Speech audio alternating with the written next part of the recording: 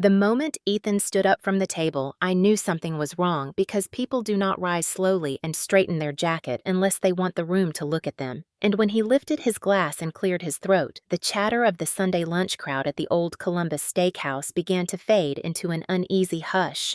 Forks pausing mid-air, older relatives leaning forward in their seats, and I remember thinking in that strange suspended second that this felt less like a family meal and more like a courtroom waiting for a verdict.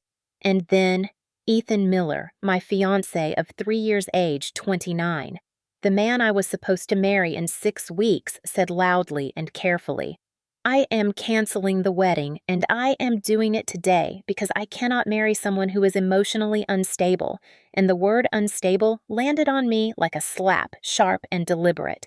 Chosen for maximum damage because he did not say it quietly or privately, or with any trace of sadness. He said it into the open air, into the ears of his parents, his grandparents, my mother, and a room full of people over 50 who had been raised to believe that a young woman's worth was measured by how well she kept herself together in public, and I felt 30 pairs of eyes swing toward me at once, assessing, judging, deciding who to believe.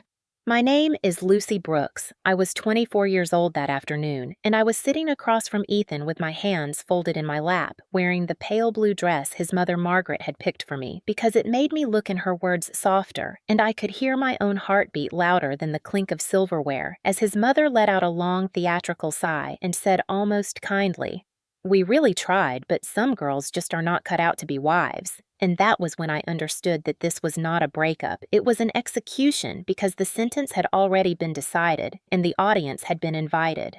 I looked at Ethan's father, Frank, 61 years old, his jaw tight, his hand gripping the edge of the table the way it always did when he was angry, and I saw not surprise but satisfaction. And beside him, Daniel, the younger brother, the golden child, at 26 stared down at his plate as if he did not want to be seen, which told me he already knew this was coming, and across from me, my mother Ruth, 56, sat frozen with her napkin clenched in her hand, her face pale with a fear I recognized too well, because she had once sat at another table decades ago while a man decided her fate in front of witnesses.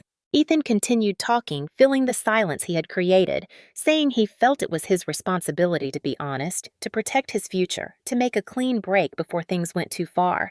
And each sentence was crafted to sound reasonable, mature, even noble. But every word was aimed at me, at my reputation, at my ability to defend myself, because what do you say when someone calls you unstable in front of your elders? How do you argue without proving the accusation? And I could feel the pressure building, the expectation that I would cry or protest or beg that I would confirm the story they were already beginning to tell about me. And that was the moment when something inside me went very still. I did not feel brave. I did not feel strong.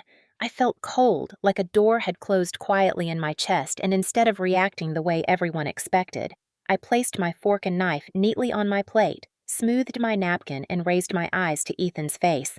And what shocked me most was not his words, but the look in his eyes. A faint flicker of anticipation, as if he were waiting for a performance to begin, as if this were the payoff to something he had rehearsed. "Thank you for being honest," I said, and my voice sounded steady even to me, which caused his brows to knit together in confusion, because that was not his cue, and a murmur rippled through the table. My grandmother inhaled sharply. Margaret blinked, and for the first time since he had stood up, Ethan hesitated. I reached into my purse, pulled out my wallet, and signaled for the check, and when it arrived, I paid for my meal and left a generous tip for the server who had been trying not to stare. Then I stood, slid my engagement ring off my finger, slowly, deliberately, and placed it on the table between us where everyone could see it. And in that instant, I felt the full weight of the room, the confusion, the discomfort, the dawning realization that the script had gone wrong.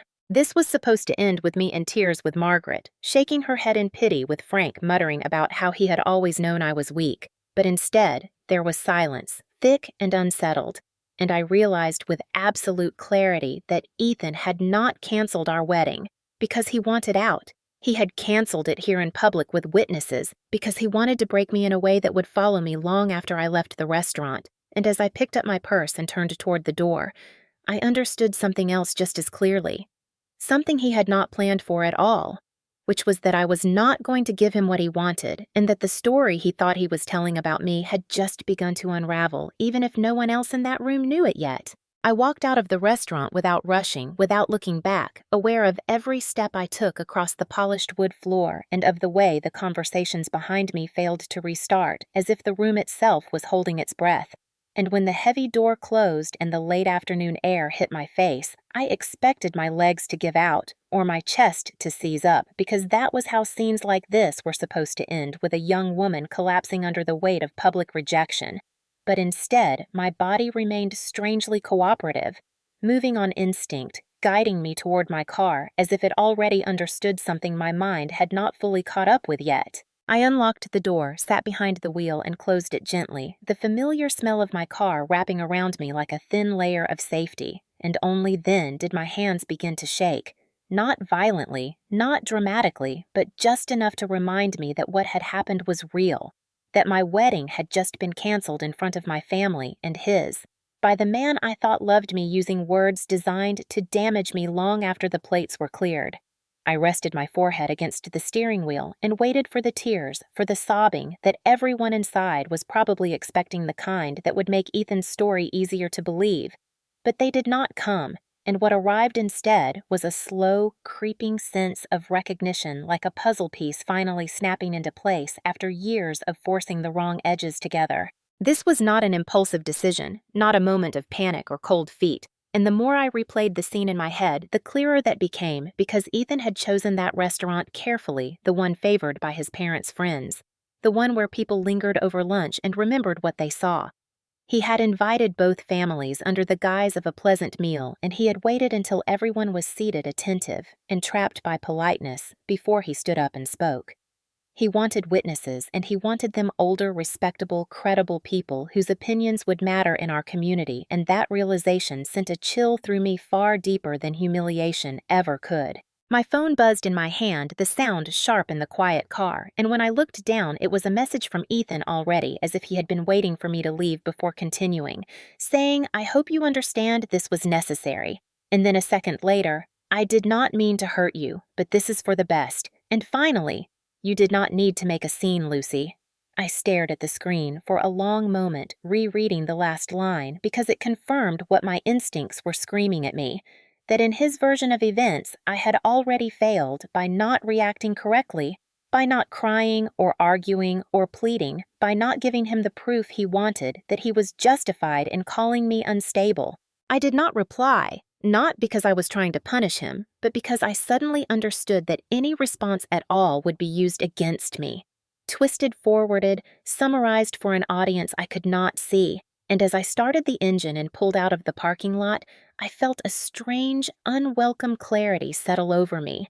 The kind that comes when you realize the danger you were in was never loud or obvious, but polite, rehearsed, and smiling across a table while everyone watched. I drove aimlessly for nearly 20 minutes before I realized I had missed the turn toward my apartment, the familiar streets of Columbus sliding past my windshield without registering, because my mind was replaying the lunch in fragments, Ethan's careful tone, his mother's sigh, the way his father had watched me as if waiting for something ugly to surface. And with each mile, I felt the shape of what had happened, becoming sharper and more disturbing until the truth finally settled in with a weight that pressed against my ribs. This was not about ending a relationship. This was about control. At a red light, my phone buzzed again, and this time I did not have to look to know it was him, because no one else would be bold enough to reach out so quickly. And when I did glance down, the message was exactly what I expected. "You embarrassed yourself today, Lucy," and reading my own name in that sentence felt like a line being drawn, as if he were formally assigning me the role he wanted me to play. I thought about replying, about defending myself, about explaining that I had not caused the scene he claimed, but even as my fingers hovered over the screen, another thought cut through the impulse sharp and steady. Anything I said would become part of his story, and I was done helping him write it. I locked my phone, set it face down on the passenger seat, and drove the rest of the way home in silence, noticing details I usually ignored, the way the late afternoon sun caught the edges of the buildings, the steady rhythm of traffic, the ordinariness of the world continuing on, despite the fact that my life had just been split cleanly in two. When I finally parked and climbed the stairs to my apartment, the quiet inside felt almost surreal. My shoes, by the door, the faint hum of the refrigerator, the stack of wedding magazines still sitting on the coffee table where I had left them that morning, and for the first time since the restaurant, a wave of emotion did rise in my chest. Not grief, not even anger, but a deep, bone-heavy understanding that something had been very wrong for a long time, and I had been too close to it to see. I sank onto the couch without turning on the lights and let the memory of Ethan's face surface again. Not the version I loved, but the one from that moment when he stood and spoke the flicker of satisfaction, the expectation, and it struck me then with unnerving clarity that he had wanted me to fall apart publicly, visibly, in a way that would follow me because a woman labeled unstable does not get believed when she speaks later, and I realized that what he had attempted was not just humiliation, but erasure. That recognition did something unexpected. It steadied me because if this had been a calculated act, then my survival depended on not reacting the way he had planned. And as I sat there in the dim room, the silence stretching, I made a quiet decision that surprised even me. I was not going to chase him for answers. I was not going to beg for explanations, and I was not going to apologize for behavior I had not committed because whatever came next, I needed to see the full shape of what I was dealing with, and instinct told me that the truth was larger, darker, and far more deliberate than a man simply changing his mind. The longer I sat in the quiet of my apartment, the more memories began to surface, not as a single rush, but as a slow, relentless rewind that forced me to see my relationship with Ethan and his family as a pattern instead of a collection of isolated moments. And once that shift happened, there was no unseeing it. I had met the Millers 3 months after Ethan and I started dating at a 4th of July barbecue at their house outside the city, and even then, the hierarchy had been clear. Frank Miller, 61, at the head of the table, his voice booming his opinions, unquestioned. Margaret Miller, 58, hovering nearby with the careful attentiveness of someone who measured her safety by his mood, and Daniel, the younger son, at 26, loud confident praised for the smallest accomplishments, while Ethan and I moved around the edges trying to keep things smooth. I remembered the first time Frank raised his voice at Margaret in front of me, snapping at her for overcooking the corn, the way the air changed instantly, everyone freezing for a fraction of a second before pretending nothing had happened, and how Ethan leaned toward me and whispered, "That is just how he is," as if that explained everything and excused it at the same time. Over the years, I watched Margaret flinch in small ways, her shoulders tightening when Frank entered a room, her hands moving faster when he seemed impatient, and I told myself it was none of my business, even when my stomach twisted with recognition because my own mother had once moved through a house the same way. The favoritism toward Daniel was impossible to ignore, especially once wedding conversations began, with Margaret openly joking that at least one son would never leave her and Frank boasting about Daniel's future while dismissing Ethan's concerns with a wave of his hand, and yet, when it came to expectations, they all landed squarely on me. I was told always politely that a good wife knew when to keep the peace, that marriage required sacrifice, that men needed support, and that women who challenged authority only made life harder for everyone. And each comment came wrapped in a smile, delivered as advice, not commands, which made it more dangerous because it was easy to absorb without realizing how much it was shaping me. When Ethan and I argued privately, usually about boundaries with his parents, he would grow frustrated and say things like, "Why do you always take things so personally?" or, "My mom means well, you are too sensitive," and I would find myself apologizing for feelings I had not chosen, shrinking my reactions until they fit more comfortably within the space he allowed. I remembered one particular dinner less than a year ago when Frank slammed his hand on the table during a discussion about the wedding budget, his face reddening as he accused me of trying to control things that were not mine. And though he never touched me, the threat in his posture was unmistakable, the kind that does not need to escalate to be effective, and afterward, Margaret pulled me aside and said quietly, "You handled that well." Lucy not making a scene as if my silence had been a success. At the time, I felt oddly proud of myself for surviving the moment, but sitting alone now, the memory made my skin crawl because I understood that survival had been mistaken for virtue. The pattern repeated itself in smaller ways too, in how Daniel could miss family events without comment, while I was gently scolded for being late, and how Ethan's anger was described as stress. while my discomfort was framed as instability, and I began to see how carefully the language had been arranged to protect the men and isolate the women. What unsettled me most was how normal it had all felt while I was inside it, how easily I had accepted the narrative that keeping everyone calm was my responsibility, that enduring discomfort was part of love, and that questioning the system only proved I was not ready for it. As these realizations stacked one on top of another, a quiet, awful clarity settled in. The lunch at the restaurant had not come out of nowhere. It had been the culmination of years spent teaching me my place, conditioning me to doubt myself and preparing an audience to believe the worst version of me when the time came. And as I sat there replaying Frank's clenched jaw, Margaret's careful smiles, and Ethan's disappointed sighs, I understood that the humiliation I had experienced was not an isolated cruelty, but the final move in a long game, one designed to leave me small, silent and alone, and recognizing that did not break me the way they had intended. It steadied me because it meant the problem had never been my emotions or my strength, it had been the system I was expected to submit to. And for the first time, I allowed myself to admit that if I had stayed, I would have disappeared piece by piece without anyone ever calling it violence. As the evening wore on, the memories that surfaced were not the dramatic ones, but the quiet, corrosive moments that had taught me to doubt myself long before that restaurant ever went silent. And I began to understand how thoroughly gaslighting works, not by shouting lies, but by repeating them gently until they sound like common sense. Ethan had a way of framing his criticisms as concern, leaning in with a furrowed brow and saying things like, "I just worry about how people perceive you," or, "You know I am on your side, but everyone thinks you overreact," and the word everyone did a lot of work in those conversations because it made his opinions feel objective, confirmed by an invisible jury I could not question.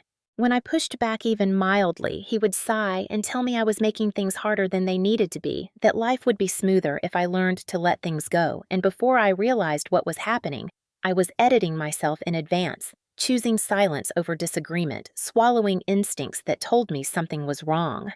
The more I tried to accommodate him and his family, the more my confidence eroded, and it was always presented as growth as maturity, as preparation for marriage, which made it difficult to identify as harm. I remembered a conversation with my mother Ruth, 56, just a few months earlier, when she had come over to help me organize wedding paperwork and paused while sorting through invitations, her hands still, her eyes searching my face. "Lucy," she asked quietly, "are you happy, or are you just trying to make this work?" I laughed it off at the time, telling her I was just stressed that weddings did that to people, and she nodded but did not look convinced, and now I understood why. Because she recognized the signs I was still denying. My mother had lived through years of subtle intimidation and occasional violence with my father before she finally left, and though she rarely spoke about it, I had grown up watching her learn how to minimize herself to keep the peace, how to anticipate anger before it arrived, and I had promised myself I would never repeat that pattern yet. Here I was explaining away behavior that made me feel small because it was easier than confronting it. Ethan knew this about me, knew my history, and sometimes he would use it telling me that my reactions were probably shaped by my parents' marriage, that I was projecting old fears onto a healthy relationship, and hearing that from someone I loved made me question my own perceptions even more deeply. The most damaging moments were often framed as jokes, comments about how emotional I could be, how I needed reassurance, how marriage would help me settle down, and every time I felt a flash of anger or hurt, I second-guessed it, wondering if this was proof that something was wrong with me, rather than with what was being done to me. I saw now how expertly the roles had been assigned Ethan as the reasonable one, his parents as traditional but well-meaning, and me as the sensitive variable everyone had to manage, and that framing had allowed behavior that would have looked unacceptable on its own to pass as normal within the story they were telling. Sitting alone in my apartment replaying these exchanges without the pressure to respond or smooth things over, I felt a growing sense of grief for the version of myself who had learned to distrust her own judgment in order to belong, and at the same time a rising resolve because the gaslighting only worked as long as I participated in it. The humiliation at the restaurant had been designed to seal that narrative permanently, to fix me in the minds of everyone who mattered to Ethan as the unstable woman he had bravely walked away from. But by refusing to react the way he expected, I had cracked the foundation of that story.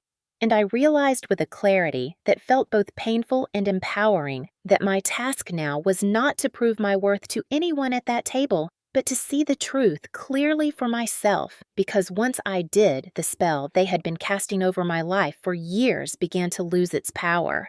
The next morning, I went to work on autopilot, answering phones and filing documents with a precision that felt borrowed, as if my body were capable of moving forward, even while my mind lagged behind. And it was there, in the familiar hum of the small law office where I worked as an administrative assistant, that the first real shift occurred. Around mid-morning, Claire Henderson asked me to step into her office, and the moment she closed the door behind us and looked at me over the rim of her glasses, something in her expression softened in a way that made my throat tighten. Claire was 62, a senior attorney with decades of experience in real estate and family law, the kind of woman who spoke sparingly because she had learned that words carried more weight when you chose them carefully, and she had always treated me with a quiet respect that felt different from politeness. She did not ask me how the wedding planning was going, did not make small talk. She simply said, "Lucy, you look like someone tried to take something from you yesterday," and I found myself telling her everything, not in a rush. Not dramatically, but plainly, the restaurant, the announcement, the word unstable, the way it had been said as if it were a fact already agreed upon. Claire listened without interrupting, her face unreadable. And when I finished, she leaned back in her chair and folded her hands, considering me for a long moment before she spoke. "They did not cancel a wedding," she said calmly. "They staged a character assassination, and hearing my experience named so precisely made my chest ache because it stripped away the confusion I had been clinging to and replaced it with something solid." Claire asked me questions then, specific ones about documents, about finances, about anything Ethan had ever asked me to sign or handle because of my job, and as she spoke, I felt a faint unease stirring a sense that the lunch might not have been the worst part of what was coming.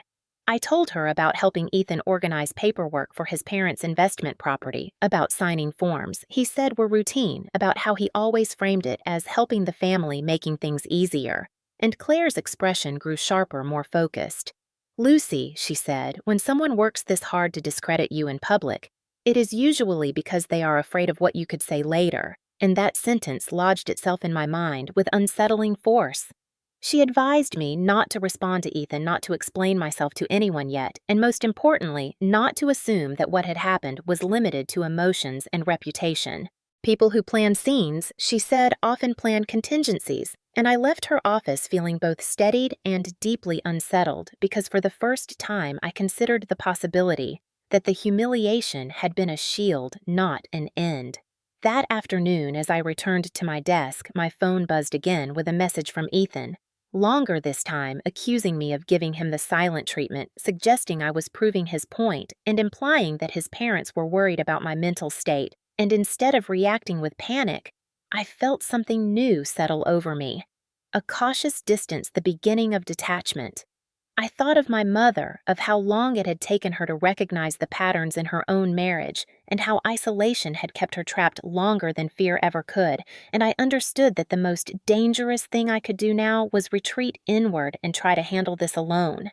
When I got home that evening, I did something I had not done since the engagement. I pulled out a folder from the bottom of my filing cabinet labeled Ethan and began to go through it slowly, deliberately, the way Claire would have, not looking for reassurance, but for information.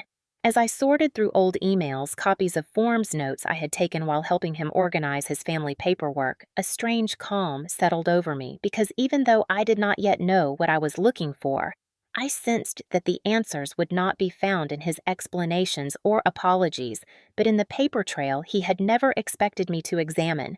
And for the first time since that Sunday lunch, I felt something that resembled control returning to my hands. I did not find the paper all at once, not in a dramatic reveal or a single incriminating page, but in pieces that began to assemble themselves as soon as I stopped looking for comfort and started looking for accuracy. And the first clue was something so ordinary I had almost overlooked it.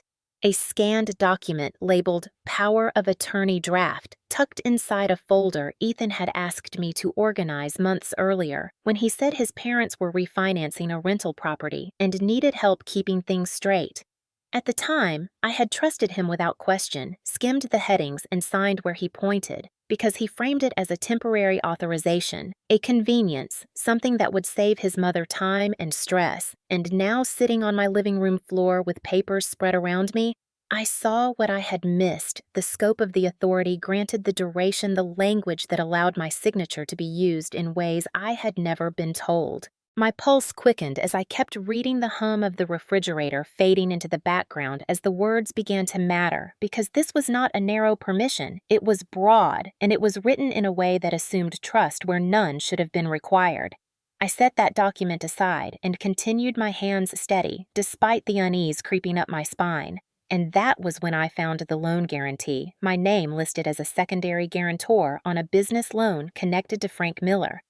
A detail Ethan had dismissed months ago as a formality, assuring me it would never be activated and that my involvement was purely symbolic.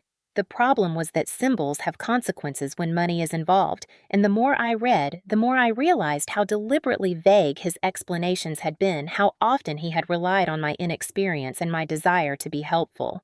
I felt a flash of anger, then sharp and clean, but it was quickly replaced by something more useful, focus, because anger could wait and clarity could not.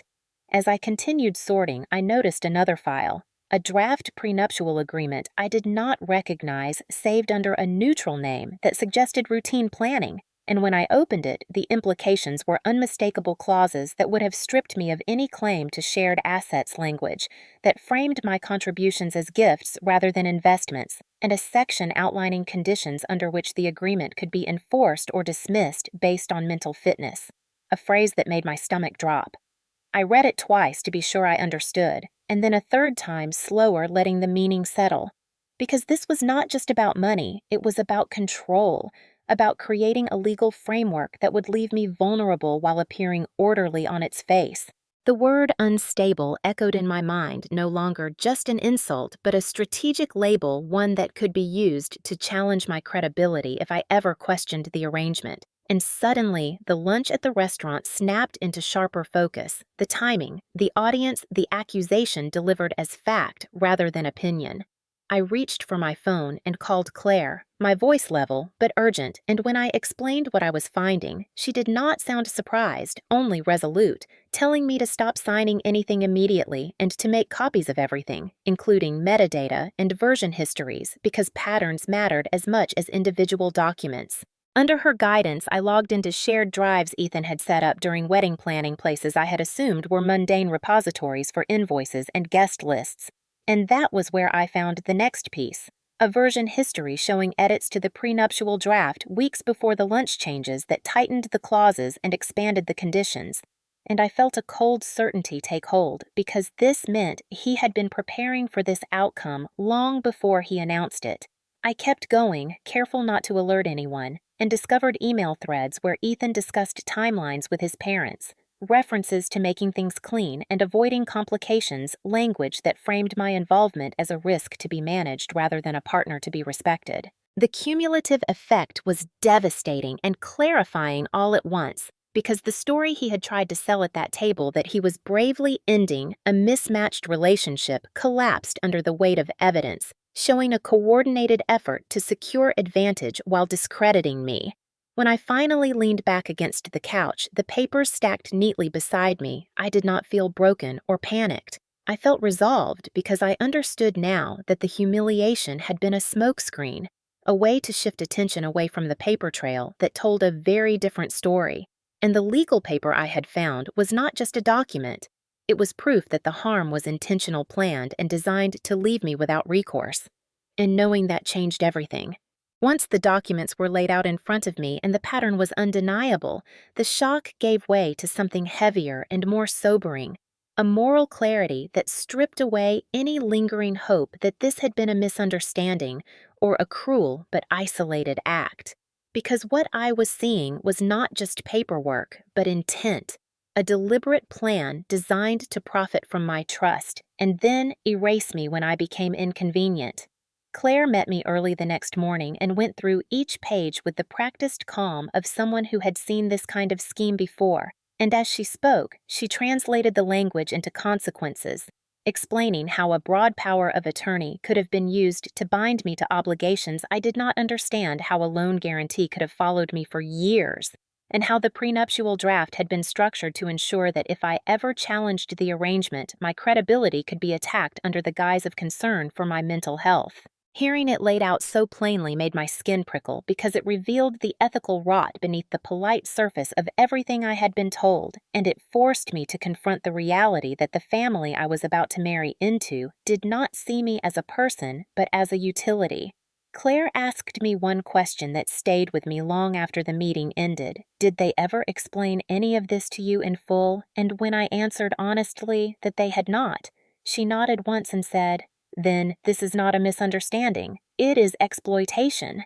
The word landed with weight because it carried both legal and moral meaning, and it reframed the humiliation at the restaurant as a necessary step in their plan rather than a spontaneous cruelty, a way to paint me as unreliable so that if I ever spoke up, my motives and stability could be questioned. I thought about Margaret's sigh, about Frank's tight grip on the table, about the way Daniel had avoided my eyes, and I saw their roles clearly for the first time, not as individual failings, but as parts of a system that protected itself by sacrificing those with less power. The realization was devastating, but it was also galvanizing because it meant that staying silent would not just harm me, it would validate a pattern that thrived on silence. At the same time, Claire cautioned me against rushing to expose everything publicly, reminding me that truth is most effective when delivered in the right context, and that moral outrage without strategy often benefits the very people it targets. We talked through options, carefully discussing the difference between revenge and accountability, and she was clear that the goal was not to shame them the way they had tried to shame me, but to stop the behavior and establish consequences that could not be dismissed as drama. That distinction mattered deeply to me, especially as I thought about my mother and the years she had spent absorbing blame for things that were not her fault, and I knew that whatever I did next had to break the cycle rather than feed it. As I left Claire's office, I received another message from Ethan, this one more urgent, suggesting we needed to talk for closure and hinting that his parents were considering next steps to protect themselves, language that now read like a thinly veiled threat. And for the first time, I did not feel fear in response, only confirmation. Back at my apartment, I organized the documents into folders, labeling them clearly, noting dates and version histories, and as I worked, I felt the power dynamic shift incrementally because information has a way of redistributing power when it is held by someone who understands its value. I also made a call I had been avoiding to my mother, and when I told her what I had found, she was quiet for a long moment before saying something that surprised me. "Lucy, I am proud of you for seeing this now because it took me years to understand what you are understanding in weeks." And her words reinforced my resolve to choose a path that honored both justice and dignity. By the time night fell, I had made a decision that felt both difficult and inevitable. I would not confront the Millers emotionally, and I would not negotiate privately with Ethan because doing so would place me back inside a framework designed to undermine me. Instead, I would let the law address what morality already condemned, and I would do it carefully, deliberately, and in a way that made it impossible for them to recast accountability as cruelty.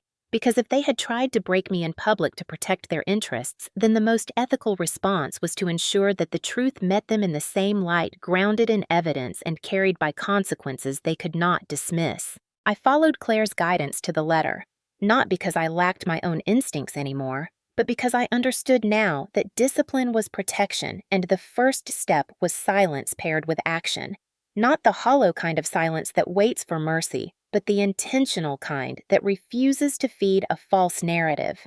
Claire drafted a formal notice that afternoon, precise and restrained, addressed to Ethan Miller, age 29, and copied to his parents, Frank and Margaret, outlining the immediate revocation of any authority granted under the power of attorney. The withdrawal of my name from any guarantees executed without full disclosure, and a demand for preservation of records pending review, language that carried weight without accusation. Reading the letter before it was sent, I felt a strange steadiness settle in my chest because it said everything I needed it to say without pleading or performing, and it did so in a voice that could not be easily dismissed as emotional. We sent it by certified mail and electronically creating a trail as deliberate as the one they had created, and then we waited. The response came faster than I expected, not from Ethan directly, but from his mother, Margaret, who left me a voicemail filled with practiced concern, asking if I was feeling overwhelmed, suggesting we all sit down like adults, and clear up misunderstandings, and gently reminding me of how much stress weddings put on young women. And as I listened, I recognized the strategy instantly, the same tone she had used at the restaurant, compassionate on the surface, undermining underneath. I did not return the call. That evening, Ethan texted again, his messages shifting between irritation and false warmth, accusing me of escalating things unnecessarily, insisting that lawyers would only complicate matters, and finally warning that his father was very upset and did not appreciate being threatened, as if the mere act of asserting my rights constituted aggression. I saved every message, noted the timestamps, and did nothing else, because doing nothing was in this moment the most powerful thing I could do. 2 days later, Claire informed me that Frank Miller's attorney had responded disputing my claims and framing my concerns as confusion, but the letter contained a critical mistake, a reference to a clause in the prenuptial draft that I had never mentioned publicly, and when Claire pointed it out, I felt a surge of cold clarity because it confirmed that they knew exactly what they had tried to do and were already scrambling to contain it. At Claire's suggestion, we prepared a second notice, this one narrower and sharper, addressing the discrepancy and requesting an explanation for the unauthorized use of my signature, and the tone of the exchange shifted noticeably. After that, the bluster thinning the language, becoming cautious. Meanwhile, word reached me through mutual acquaintances that the Millers were planning a family meeting to explain the canceled wedding, a gathering that would include extended relatives and a few long-standing friends, people whose opinions mattered deeply to them, and I understood immediately what that meant. Another attempt to shape the narrative to cast me as unstable before questions could be asked. Claire and I discussed it carefully, weighing the risks and benefits, and she left the decision to me, reminding me that I did not owe anyone access to my story, but also that there are moments when presence matters more than argument. I thought about the lunch, about how their power had depended on my silence and isolation, and I made my choice. I would attend not alone and not unprepared, but accompanied by truth and counsel. In the days leading up to the meeting, I organized my documents into a clear timeline, highlighted the clauses that mattered, and practiced saying nothing beyond what was necessary because I had learned that restraint was not weakness, it was strategy. By the time the invitation arrived, formally framed as a chance for healing and closure, I felt no urge to respond emotionally. Only a calm determination, because if they intended to explain my absence by questioning my stability, then the most effective answer would be my presence composed and factual, backed by paper. They could not talk their way around, and I knew with a certainty that surprised me that the next time we were all in a room together, the balance of power would not be the same. The family meeting was held on a Thursday evening in Frank and Margaret Miller's living room, a space designed to impress and intimidate at the same time, with heavy furniture-framed certificates on the walls and enough seating to accommodate an audience, which told me immediately that this was not about reconciliation, but about control. And as I stepped inside, alongside Claire Henderson, age 62, I felt the familiar pressure of eyes assessing me, measuring whether I matched the version of myself they had already been told to expect. Ethan stood near the fireplace, arms crossed, his expression carefully neutral, while Margaret hovered beside him, her mouth set in a line that tried to pass for concern, and Frank sat in his chair like a judge who had already made up his mind, his posture rigid, his jaw clenched. Daniel was there too, lingering near the edge of the room, avoiding direct eye contact, and around them sat a handful of relatives and longtime family friends. Most of them over 50 people whose approval carried weight in this circle. People who had been invited, I suspected for the same reason the restaurant audience had been chosen. Margaret began speaking almost as soon as we sat down, thanking everyone for coming, expressing sadness over how things had unfolded, and then turning toward me with a soft smile as she said, Lucy has been under a lot of stress lately, and we are all just worried about her well-being. And hearing the familiar language deployed so smoothly made my stomach tighten because it was clear they intended to repeat the strategy that had worked for them in the past. Before I could respond, Claire spoke, her voice calm and even, introducing herself and stating plainly that she was present as my legal counsel, and the effect on the room was immediate. Frank's eyes narrowing, Ethan's shoulders tensing, the polite confusion giving way to something closer to alarm. Margaret tried to recover, insisting there had been a misunderstanding, that lawyers were unnecessary, and that this was a family matter. But Claire did not take the bait, instead asking a simple question about the purpose of the meeting and whether the Millers intended to discuss the unauthorized use of my signature on financial documents, and the silence that followed was thick and unmistakable. Frank leaned forward, then his voice rising as he accused me of dragging outsiders into private business and trying to ruin the family's reputation. And when he gestured sharply in my direction, I felt the old instinct to shrink flare briefly before it was replaced by resolve, because this time I was not alone and I was not guessing. Claire placed a folder on the coffee table between us and opened it deliberately, sliding out copies of the power of attorney, the loan guarantee, and the prenuptial draft. Each labeled clearly, each dated, and as she named them one by one, the room seemed to contract. Conversations halting as people leaned forward to see what was being discussed. She explained without accusation what each document did, what authority it granted, and what risks it imposed. And then she asked Frank directly to explain why my signature appeared on a guarantee for his business without evidence of full disclosure or independent counsel. And for the first time since I had known him, Frank hesitated. He responded with bluster, insisting everything had been explained, that I had agreed willingly, and that this was being exaggerated. But Claire countered calmly by pointing out discrepancies in dates and version histories, evidence that the documents had been revised after I signed them. And at that moment, the shift in the room was palpable, because what had been framed as emotional conflict was now clearly procedural misconduct. Ethan attempted to intervene, then accusing me of misinterpreting things and insisting he had always acted in my best interest. But when Claire referenced the prenuptial clause tied to mental fitness, the one I had never been informed about, his composure cracked, his face flushing as he demanded to know how I had found it. And that question alone told everyone present that there was more he had hoped to keep hidden. Margaret stepped in, her voice trembling as she pleaded for understanding, saying they had only been trying to protect the family and that I was making a mistake by escalating. But the appeal rang hollow now, because protection does not require secrecy, and care does not rely on discrediting someone publicly. The moment that changed everything came when Frank lost control entirely, slamming his hand on the arm of his chair and shouting that I should be grateful for everything they had offered me, that women like me did not get opportunities like this on their own, and that if I wanted to accuse him, I had better be prepared for consequences. And as the room fell silent, I realized with a grim clarity that this outburst was the truth they had been trying so hard to conceal. Claire remained composed, informing him that threats made in a meeting like this could carry their own consequences.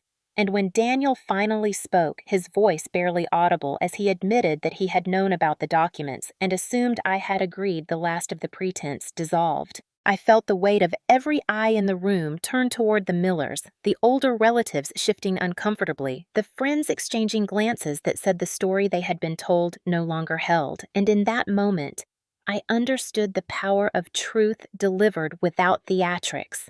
I spoke then for the first time that evening, not to defend myself, but to state a fact, that I had trusted this family, that my trust had been used without my informed consent, and that the public humiliation I experienced had been an attempt to undermine my credibility before I could question what had been done.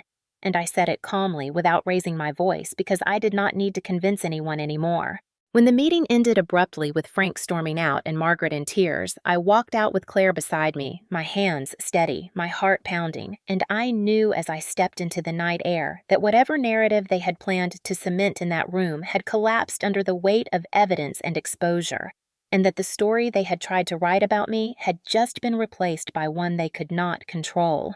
The consequences did not arrive all at once, but they moved with a momentum that was impossible to stop, because once the truth was spoken in that room and backed by paper, no one could dismiss as emotion, the Millers' carefully maintained control began to unravel in ways they could not contain. Within a week of the meeting, Claire informed me that the lender connected to Frank's business had initiated a review after receiving notice of the disputed guarantee, and that review triggered questions Frank had spent years avoiding questions about how signatures were obtained, how disclosures were handled, and whether pressure had been applied to secure compliance. And while the investigation unfolded, his access to additional credit was frozen, effectively stalling the operation he had built his authority around. The shift was swift and destabilizing because men like Frank rely on momentum and intimidation. And when those tools are taken away, there is little left beneath them. Ethan's consequences were quieter at first, but no less severe. Beginning with his employer placing him on administrative leave after concerns were raised about his judgment and integrity, concerns that spread quickly once colleagues learned he had attempted to manage personal liabilities by discrediting someone publicly and in professional circles. Like his reputation was currency, and once it was questioned, it did not recover easily. He tried to contact me then, not with apologies, but with frustration, accusing me of ruining his future and insisting that none of this would have happened if I had just talked to him privately. And reading those messages confirmed everything I had come to understand, that accountability always feels like betrayal to those who are used to operating without it. Margaret's fall from control was more subtle, but perhaps the most profound, because as the family's financial arrangements were scrutinized, it became clear how much she had relied on secrecy and manipulation to maintain her position. And when those mechanisms failed, so did her influence, leaving her exposed to questions from relatives who had once accepted her narratives without challenge. Some distanced themselves quietly, others confronted her directly, and for the first time, she could not deflect by pointing to my supposed instability, because the record showed a pattern of calculated behavior that extended far beyond me. The most sobering consequence came when authorities followed up on the outburst Frank had delivered during the meeting, corroborated by the recording Claire had advised me to keep and additional accounts from family members who, emboldened by what had happened, finally spoke about years of intimidation and verbal aggression. And while it did not erase the harm he had done, it marked a clear boundary that could no longer be crossed without consequence. Watching this unfold, I felt no triumph, only a steady, sober acknowledgement that justice rarely looks like vindication and almost never feels satisfying in the way stories promise. But it does create space where fear once lived, space where silence once reigned. My own life changed in quieter but more enduring ways, beginning with the restoration of something I had not realized I had lost my credibility, because as people reached out to apologize for what they had assumed, I understood how deeply public narratives shape private outcomes and how important it was that this one had been corrected. I moved back into my mother's home temporarily, and for the first time, we spoke openly about her past, about the violence she had endured, and the cost of staying silent. And those conversations difficult as they were stitched something together between us that had been frayed for years, a shared understanding that survival does not require submission. Professionally, I began taking evening courses in legal studies, not because I wanted revenge or power over others, but because knowledge had been the difference between erasure and protection, and I wanted to make sure I never stood unguarded again. When I thought about Ethan and his family, I did not dwell on their losses because focusing on their downfall would have tied my future to their past, and I had learned that freedom comes from choosing where to direct your attention.